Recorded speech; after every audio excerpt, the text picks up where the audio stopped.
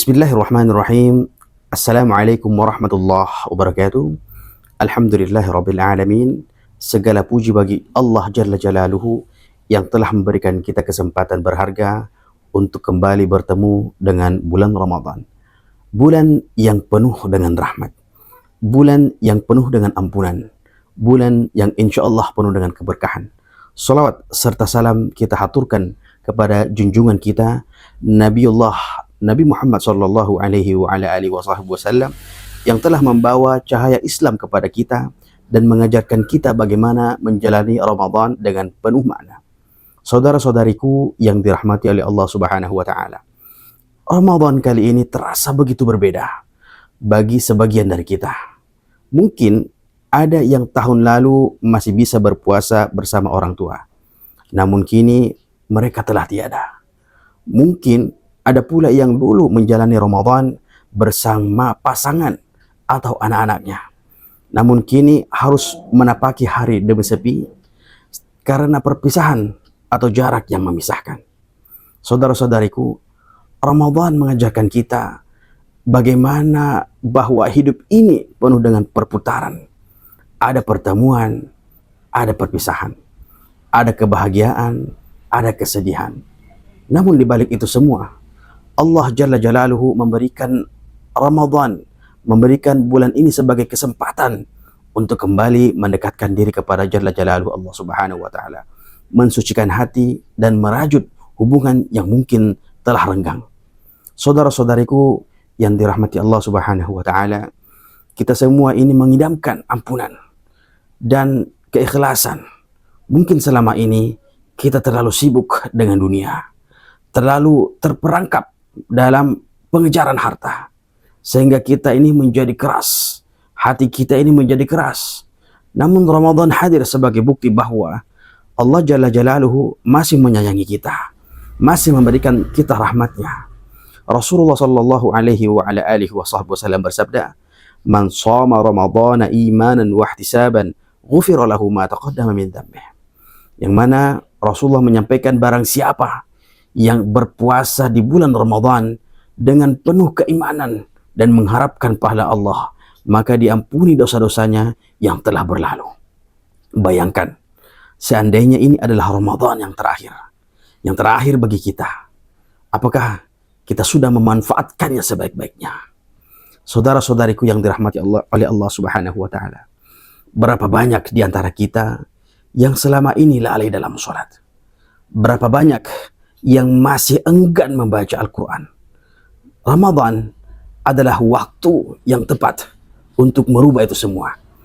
Allah Jalla Jalaluhu tidak memandang seberapa besar dosa yang telah kita lakukan, melainkan seberapa besar keinginan kita untuk kembali kepada Allah Subhanahu wa taala. Allah Subhanahu wa taala senantiasa membuka pintu taubat, bahkan bagi mereka yang mungkin merasa jauh dari Allah Subhanahu wa taala.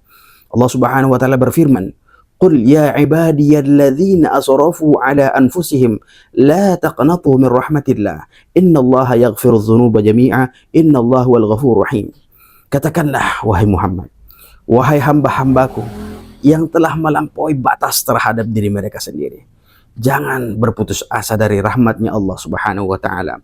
Sesungguhnya Allah Subhanahu wa taala mengampuni dosa-dosa semuanya. Sungguh Allah Subhanahu wa taala dialah yang Maha Pengampun dan Maha Penyayang. Saudara-saudariku yang dirahmati Allah Subhanahu wa taala, Ramadan tidak hanya tentang menahan lapar dan haus, tetapi juga tentang memperbaiki hati.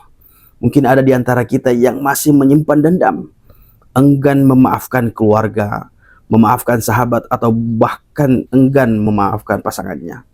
Apa gunanya ibadah jika hati kita ini masih dipenuhi kebencian?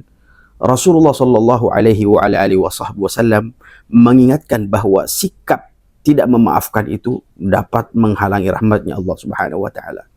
Oleh karena itu, jika ada yang pernah menyakiti hati kita, lapangkanlah hati ini untuk memaafkan. Dan jika ada yang berbuat salah, janganlah ragu untuk meminta maaf. Ramadan adalah saatnya untuk membersihkan hati dan mensucikan jiwa.